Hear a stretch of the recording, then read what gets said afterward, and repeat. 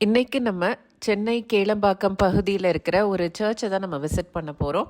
இது ஒரு Catholic search. இந்த சர்ச் பேர் டிவைன் மெர்சி சர்ச்.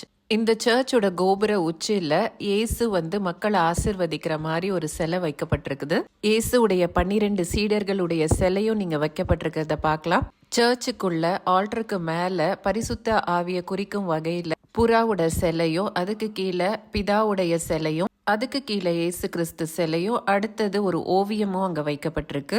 இந்த ஓவியம் தான் இங்க ரொம்ப முக்கியமானதே. இயேசு கிறிஸ்துவ ஒரு கருணையின் வடிவமா சித்தரிச்சிருக்காங்க.